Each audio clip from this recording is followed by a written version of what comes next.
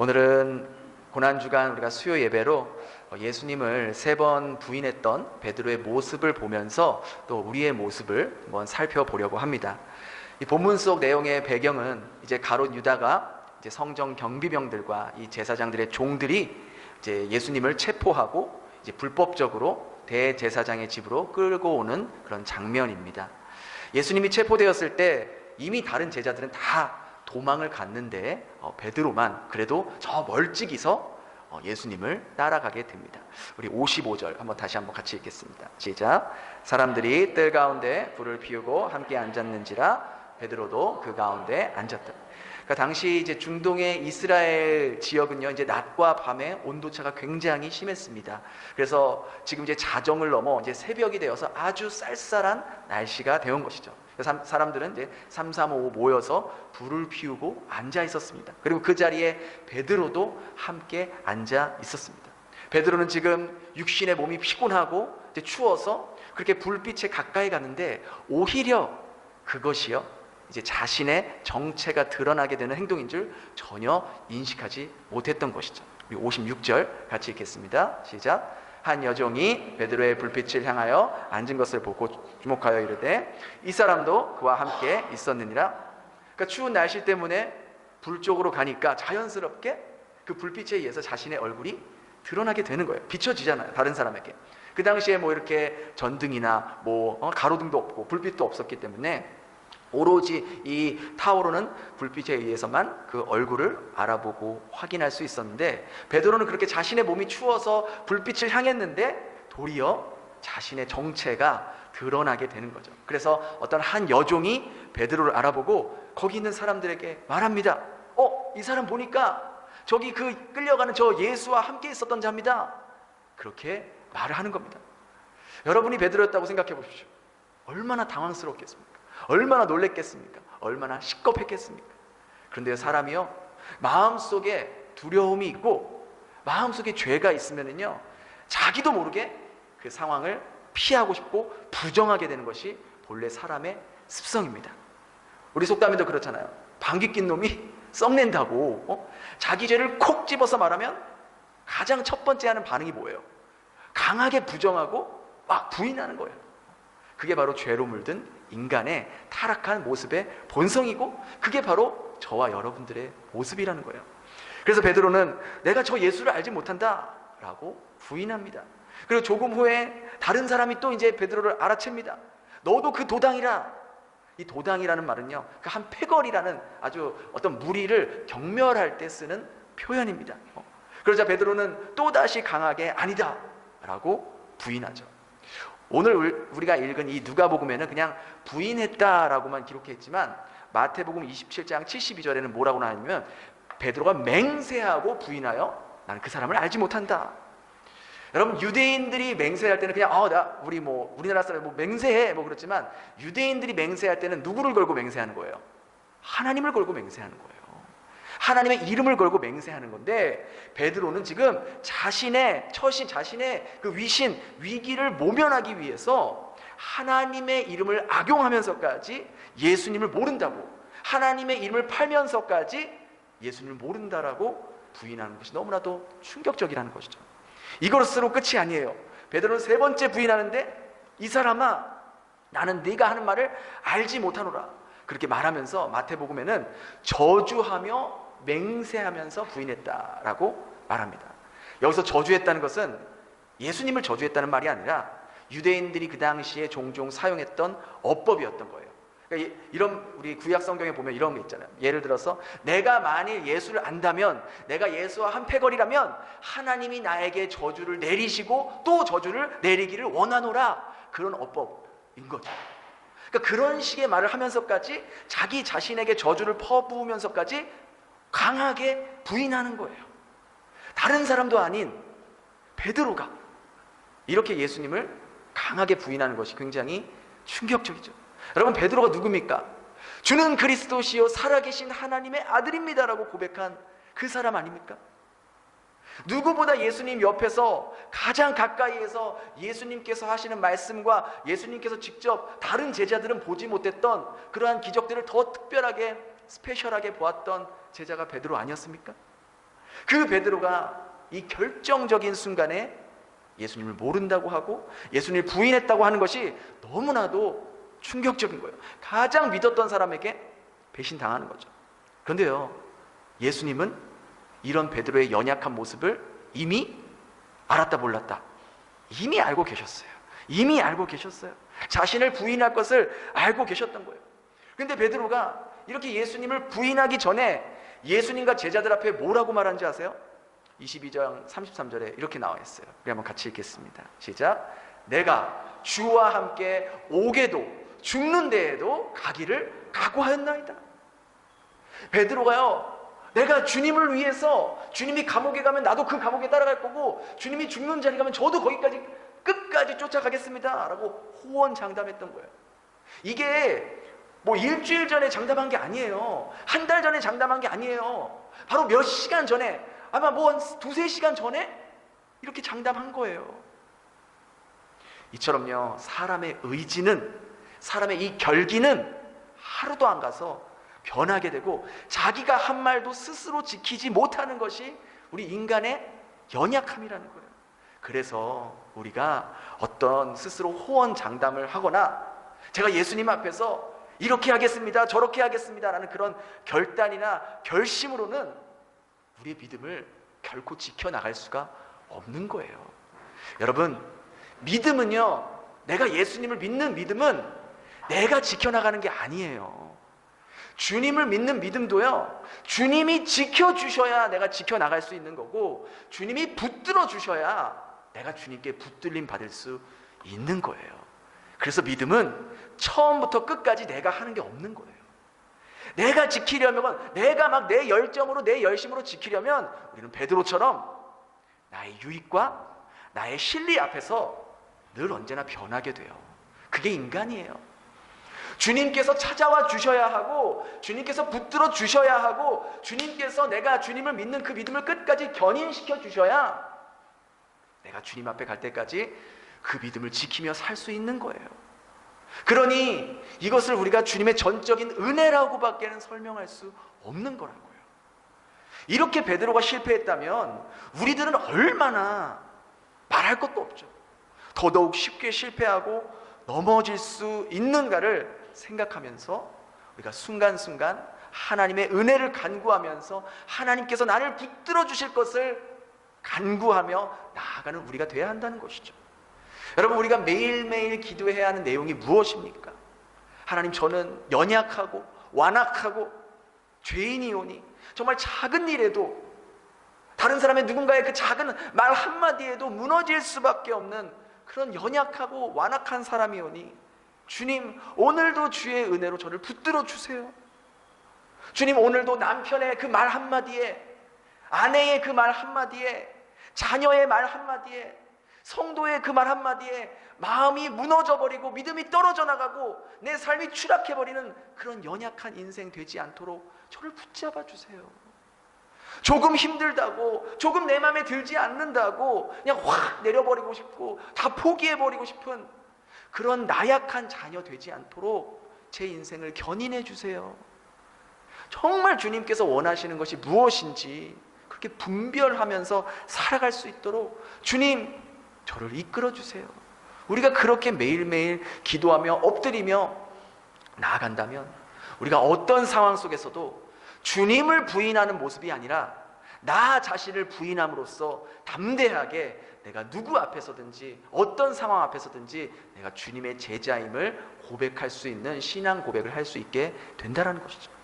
또 한 가지 오늘 본문에서 우리가 주목해야 보아야 할 것은요, 베드로가 언제 실패했냐라는 거예요.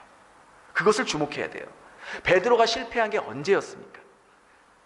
그것은 다른 제자들이 다 도망가고 그래도 재판정까지 대제사장 집 앞까지 잠입했다가 그 안에서 베드로는 예수님을 부인해버렸어요. 근데 다른 쪽으로 생각해보면 어쩌면 베드로의 모습은 그래도 다른 제자들보다 좀 더 나아요. 그렇지 않습니까? 예수님이 붙잡히려고 할 당시에 베드로가 뭐 했어요? 그래도 칼 꺼내서 예수님 옆에서 예수님 지키려고 그랬어요. 예수님 잡으려고 하는 그 종 쳐서 귀도 떨어뜨리고 막 어찌됐든 예수님을 보호하려고 했다고요. 예수님 붙잡혔을 때 다른 제자들 다 도망갔어요. 어떤 제자는 그냥 입고 있는 옷도 다 벗어 던지고 빨개 벗고 도망갔다고요. 그런데 그래도 베드로는 예수님이 그래도 끝까지 어떻게 되는가? 혹시라도 반전이 있을까? 혹시라도 거기서 어떤 놀라운 기적을 행할까? 끝까지 멀리서지만 뒤쫓아갔다고요. 그래도 다른 제자보다는 나은 거예요.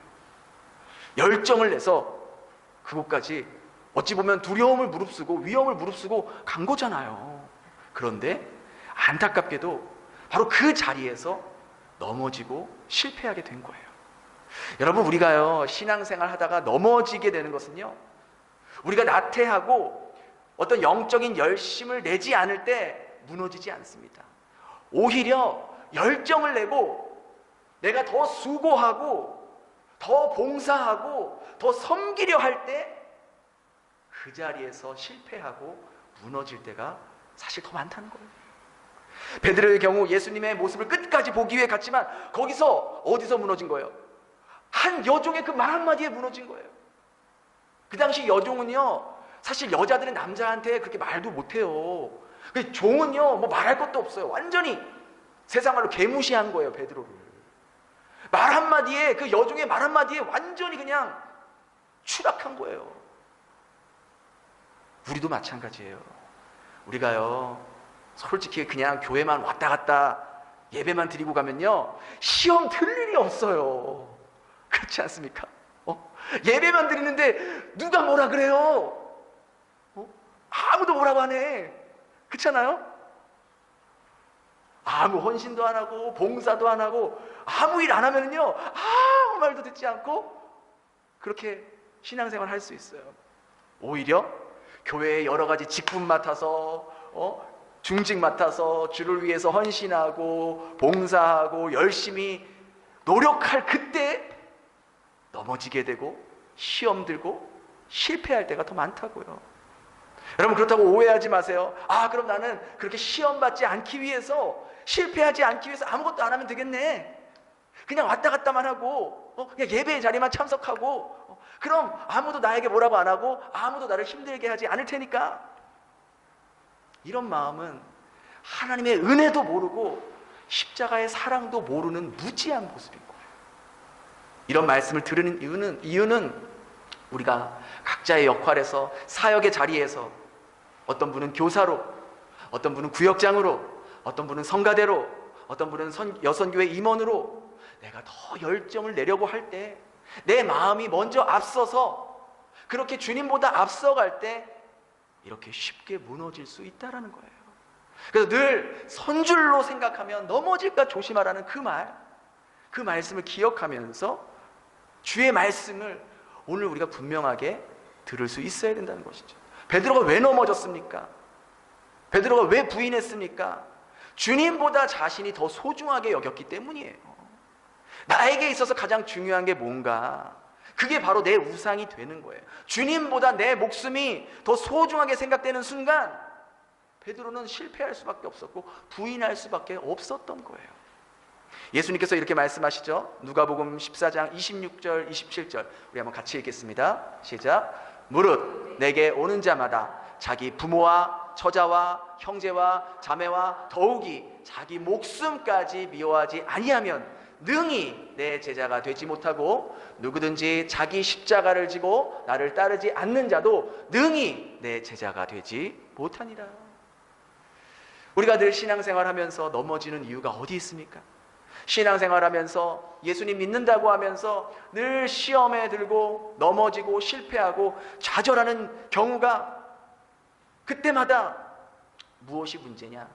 바로 내 안에 여전히 내가 살아있기 때문이에요.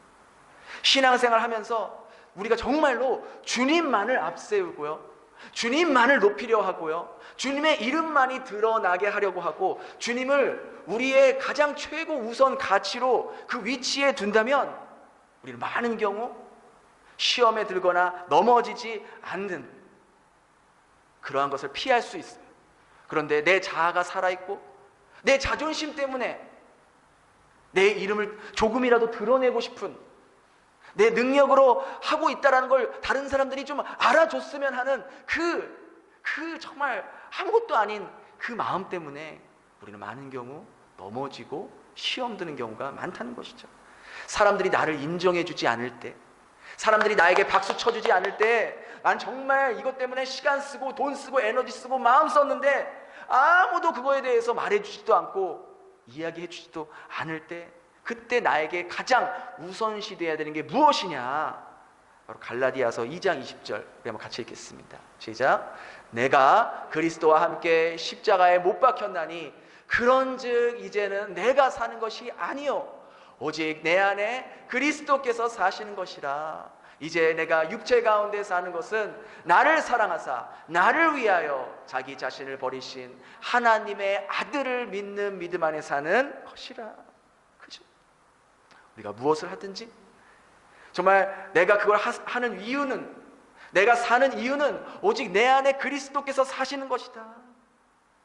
내 안에 그리스도께서 사신다는 것은 내가 사람들에게 인정받지 못하고 나의 수고를 아무도 알아주지 않고 나의 그러한 애씀을 아무도 말해주지 않는다 할지라도 나를 위해 죽으시고 나를 위해 부활하신 그 주님을 위해 그 일을 하기 때문에 저는 아무렇지도 않습니다. 괜찮아요. 아무도 알아주지 않아도 괜찮습니다. 라고 고백하는 사람은 자신에게 맡겨진 일들을 그렇게 묵묵히 해나갈 수 있다는 것이죠. 베드로는 이렇게 예수님을 3번씩이나 강하게 부인했습니다. 그런데도 베드로는 자신의 행동이 정말 그 양심에 화이 맞은 사람처럼 그게 잘못되었다거나 그것이 죄라는 것을 전혀 깨닫지 못하고 있는 거예요. 그렇잖아요. 근데 그걸 언제 깨달은 줄 아세요? 61절 62절 한번 같이 읽겠습니다. 시작. 주께서 돌이켜 곧 오늘 닭 울기 전 3번 나를 부인하라 하심이 생각나서 밖에 나가서 심히 통곡한다. 그러니까 많은 사람들이 베드로가 예수님을 부인했다는 걸 인지한 것이, 그리고 막 통곡한 이유가 닭이 울어서, 닭 울음소리를 들어서 그렇게 통곡했다고 하는데 성경을 자세히 보면 그게 아니에요. 닭 울음소리를 듣고 통곡한 것이 아니라 언제 밖에 나가서 통곡했대요? 주님의 말씀이 생각이 났다는 거예요. 주님의 말씀이 기억이 났다는 거예요. 그래서 그 기억이 난 게 너무나도 막 가슴이 사무치고 너무나도 마음이 아프고, 그래서 밖에 나가서 심히 통곡하며 울었다라는 거예요. 닭 울음소리는 예수님께서 말씀하신 신호일 뿐이지, 정말 베드로가 자신을 돌아보았고 내가 지금 3번이나 부인하면서 이 양심에 화인 맞은 것처럼 아무렇지도 않게 부인하고 있는 그 모습이, 죄인의 모습이 생각난 게 주님의 말씀이 기억날 때 지금 내가 뭐 하고 있지? 나 지금 어디 있는 거지? 다 기억이 난 거예요. 여러분, 이것은요 우리에게 굉장히 중요한 영적인 진리를 깨닫게 해줍니다. 여러분, 우리가 언제 주님께 다시 돌아가게 되겠습니까?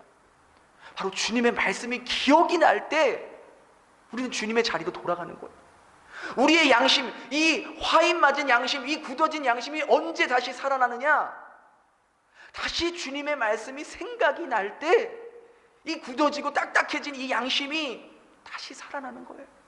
주님의 말씀이 떠오르고 주님의 말씀이 기억이 날 때 비로소 우리의 시선이 문제에 매몰되지 않고 세상에 매몰되지 않고 주님을 향한 시선으로 바뀔 수 있게 된다는 거예요.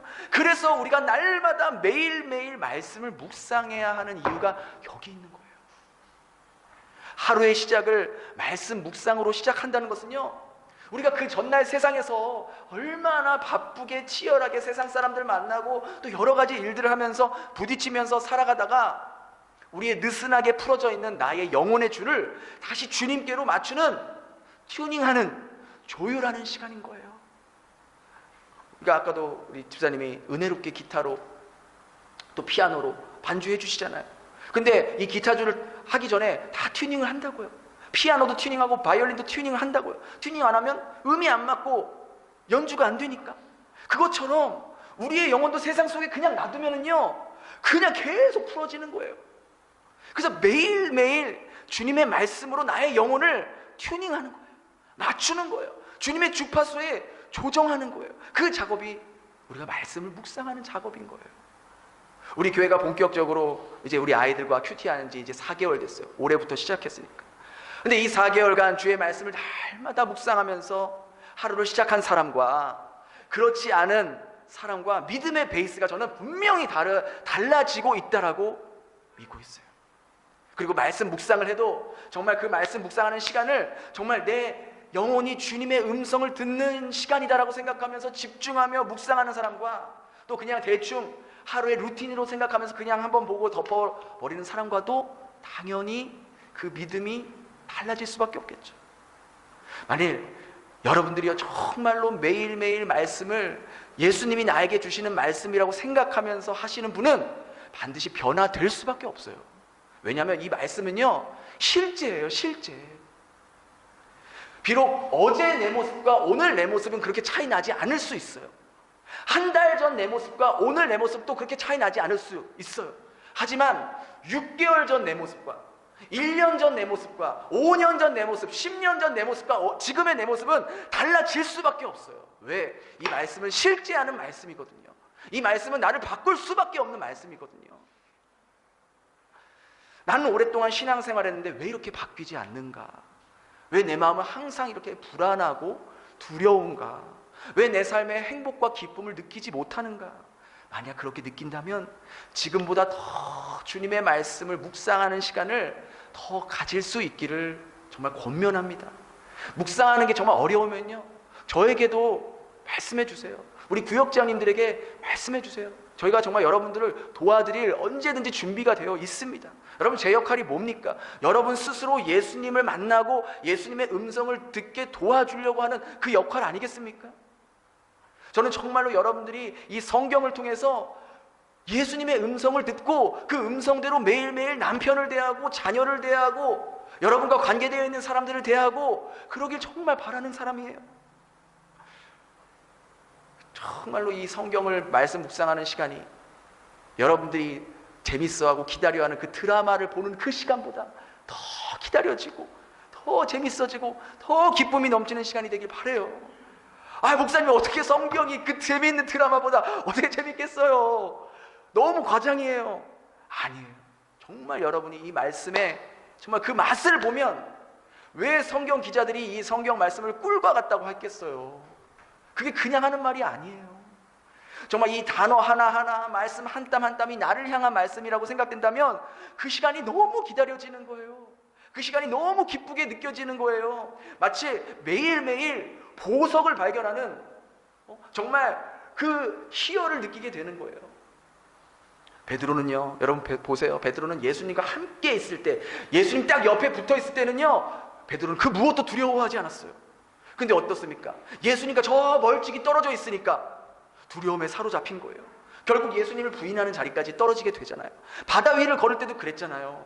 예수님 말씀하실 때 다른 제자들은 두려워서 한 발짝도 못하고 있는데 예수님 바라보고 예수님 말씀에 순종할 때 그래도 인류 최초로 처음이자 마지막으로 바다 위를 한 번이라도, 한 발짝이라도 걸어본 사람으로 등극될 수 있었던 거예요. 근데 베드로가 언제 빠졌어요? 예수님 안 보고 그 파도와 폭풍을 볼 때 그게 두려우니까 폭삭 빠지게 됐잖아요. 우리도 마찬가지예요. 우리가 예수님의 말씀을요 늘 가까이 하면 세상 그 어떤 것도, 세상에 지금 그 어떤 난리와 법석에도 두렵지 않게 느껴진다고요.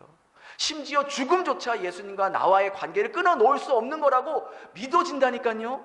그런데 이 말씀과 멀어지는 삶을 살면 우리는 정말 아무것도 아닌 거에, 아무것도 아닌 그 말 한마디에 우리의 믿음이 그냥 폭삭 주저앉게 되는 거예요.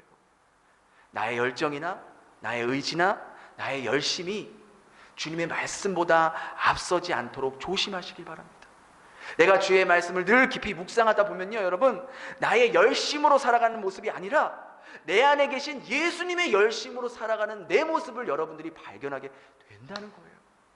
나의 의지가 아닌 성령님의 의지대로, 나는 그저 성령의 도구로, 그냥 내 몸은 성령님의 손과 발과 몸이 되어서 성령님께서 원하시는 일들을 발견하고 그분의 뜻대로 살아가는 자신의 모습을 발견하게 되는 거예요. 이번 남은 고난주간 한 주간도 그렇게 정말 주님의 말씀을 더 깊이 가슴에 새기며 주님께서 가신 그 십자가의 길, 그 길을 걸어가며 성령님의 인도하심을 받으며 살아갈 수 있는 저와 여러분 될 수 있기를 예수님 이름으로 축원합니다. 우리 이 시간 말씀을 기억하면서 그렇게 같이 기도했으면 좋겠습니다. 베드로의 모습이 우리의 모습입니다. 아니죠. 우린 베드로보다 사실 더하죠. 우리는 얼마나 많은 경우 나의 유익과 나의 실리 때문에 예수님을 부인할 때가, 뭐 사람들 앞에서 내가 예수님을 믿지 않습니다라고 말은 하지 않지만 당당하게 드러내지 못할 때가, 나 예수님 제자예요, 나 예수님의 보혈로 죄 용서받은 주님의 사람입니다라고 그렇게 말하지 못할 때가, 그렇게 말하면 이상한 사람처럼 보이고 미친 사람처럼 보이고 정신 나간 사람처럼 여겨질까봐 그 주님의 보혈과 십자가를 애써 부인하려고 하는 모습은 없었는지 우리가 돌아보면서, 주님 그럼에도 불구하고 저희들을 포기하지 않으시고 이 연약하고 완악하고 나약한 저희들을 끝까지 붙잡아 주시는 그 주님께 붙들림 받는 삶 살기 원합니다. 주님, 어떤 상황 가운데서도 주님을 부인하는 것이 아니라 나 자신을 부인하고 내 자아를 부인해서 주님을 당당하게 드러낼 수 있는 주님의 제자 모습을 살아갈 수 있도록 주님 도와주세요. 저는 할 수 없어요. 제 안에 계신 주님께서 이끌어 주시고 붙들어 주세요. 우리 그렇게 함께 같이 기도하도록 하겠습니다. 함께 기도합니다.